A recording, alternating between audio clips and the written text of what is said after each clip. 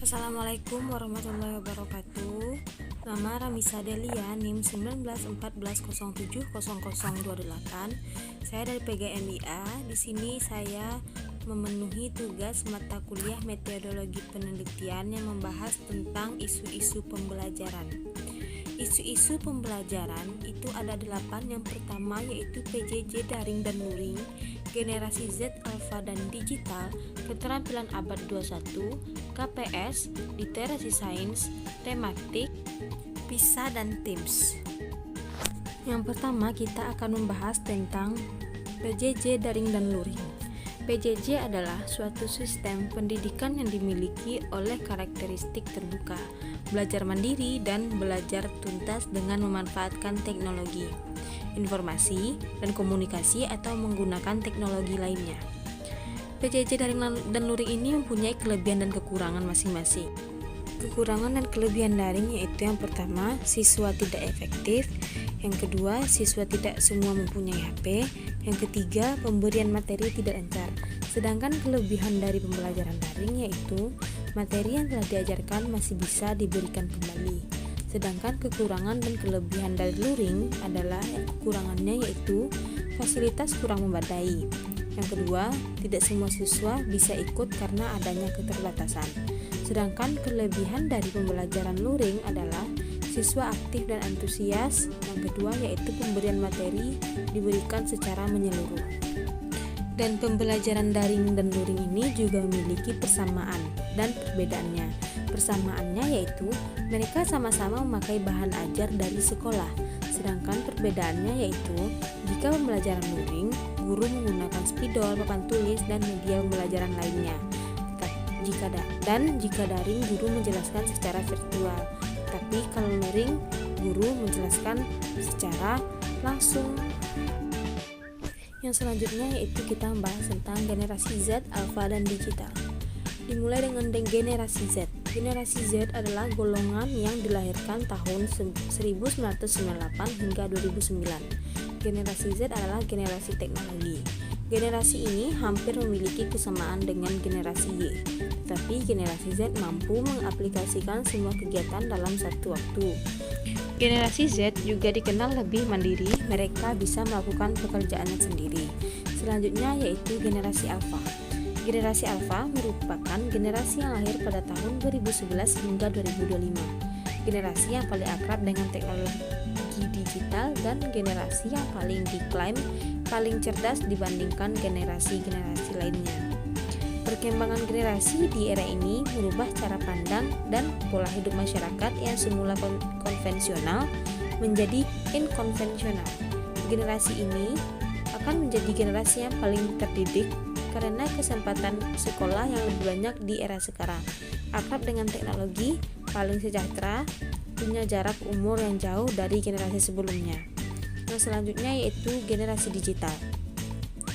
Digital native adalah istilah yang digunakan untuk orang-orang yang lahir pada zaman teknologi digital. Pada generasi ini, orang-orang memiliki kemampuan multitasking, memperoleh sesuatu dengan cepat, lebih mudah memahami yang bergambar daripada yang tertulis, suka mendapat penghargaan atas yang didapatkannya. Selanjutnya adalah keterampilan abad 21. Ini adalah pendidikan yang menekankan siswa pada bersikap kreatif dan mandiri. Di keterampilan abad 21 ini, siswa dituntut akan beberapa hal, yaitu yang pertama, mampu berpikir kritis dan memecah masalah. Yang kedua yaitu berkolaborasi dan komunikasi. Yang ketiga yaitu ketangkasan dan kemampuan beradaptasi. Yang keempat yaitu inisiatif dan berjiwa entrepreneur. Yang kelima yaitu mampu berkolaborasi dengan baik secara lisan maupun tulisan. Keenam yaitu mampu mengakses dan menganalisis informasi. Dan yang terakhir yaitu memiliki rasa ingin tahu dan berimajinasi tinggi. Yang selanjutnya yaitu adalah KPS. KPS adalah keterampilan yang dimiliki peserta didik dalam setiap pembelajarannya. Dengan KPS, siswa dapat membangun konsep-konsep pengetahuan melalui penelitian ilmiah. KPS juga mengarah kepada keterampilan mengobservasi, mengamati, mengklasifikasi, mengumpulkan data, mengelompokkan, mengkomunikasikan, mengajukan pertanyaan, dan menyimpulkan. Dalam perkembangannya, IPA atau sains terbagi menjadi beberapa bidang, yaitu yang pertama bidang biologi, bidang fisika, bidang ilmu pengetahuan bumi dan antariksa, serta bidang kimia. IPA merupakan ilmu pengetahuan atau kumpulan konsep, prinsip, hukum, dan teori yang dibentuk melalui proses kreatif yang sistematis melalui inkuari yang dilanjutkan dengan proses observasi secara terus-menerus, merupakan suatu upaya manusia yang meliputi operasi mental, keterampilan, dan strategi manipulasi dan menghitung, yang dapat diuji kembali kebenarannya dan dilandasi dengan sikap keingintahuan, keteguhan hati, ketekunan yang dilakukan oleh individu untuk mengungkap rahasia alam semesta. Penerapannya yaitu dengan membuat siswa selalu terlibat dalam pembelajaran dan juga siswa diharuskan untuk bersikap aktif dalam pembelajaran. Dan juga sebagai guru dituntut untuk menyediakan pembelajaran yang menarik dan pembelajaran yang menyenangkan.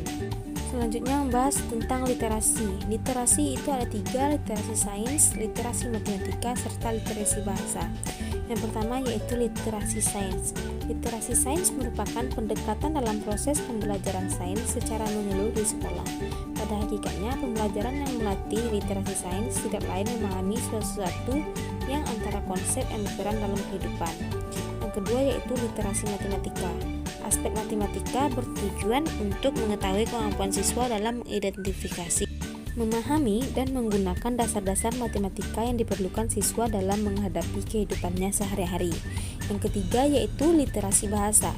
Literasi bahasa ini memiliki kemampuan mengidentifikasi pertanyaan dan menarik kesimpulan berdasarkan bukti-bukti dalam rangka memahami serta membuat keputusan dan sebagainya. Oleh karena itu, harus menggunakan bahasa Indonesia yang baik dalam menggunakannya. Yang selanjutnya yaitu membahas tentang pembelajaran tematik terpadu. Tematik terpadu yaitu pembelajaran yang menekankan keterlibatan peserta didik dalam pembelajaran.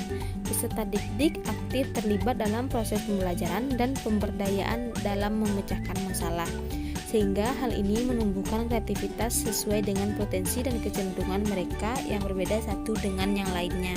Cara penerapannya dalam SDMI adalah yang pertama yaitu melakukan dengan pendekatan saintifik.